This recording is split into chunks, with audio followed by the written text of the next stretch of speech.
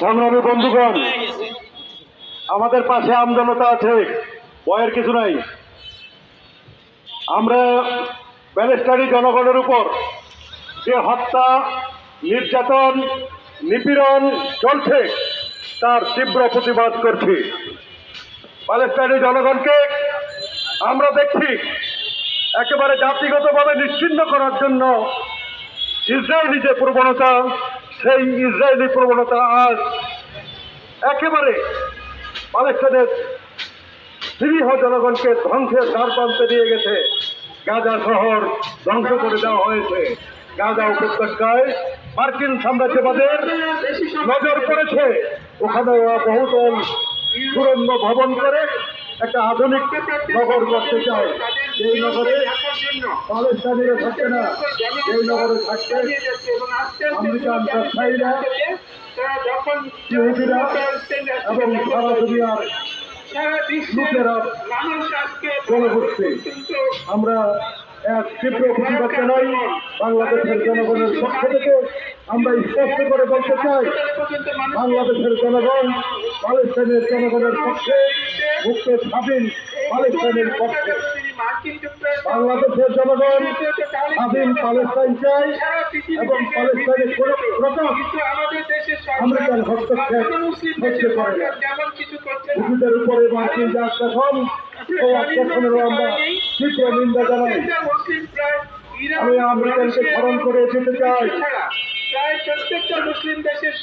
তোমরা আফগানিস্তান ধ্বংস করেছ, ইরাক ধ্বংস করেছ, ইরান ধ্বংস করার চেষ্টা করেছ, তোমরা হুতিদের উপর আক্রমণ করছো এবং প্যালেস্টাইনে ইহুদিদের দ্বারা এক জঘন্য গণহত্যা পরিচালনা করছে, যা নিন্দা জানিয়ে শেষ করা যায় না।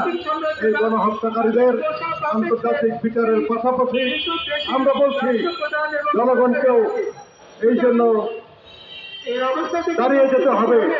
খুনিদেরকে, গণহত্যাকারীদেরকে দুনিয়ার কোথাও মাফ করা যাবে না। দুনিয়ায় যে যখন গণহত্যা করেছে, ইতিহাস সাক্ষী, গণহত্যাকারীদের কেউ কখনো ক্ষমা করেনি। এই গণহত্যাকারীদেরকে দুনিয়া থেকে উচ্ছেদ করতে হবে। গণহত্যাকারী কারা?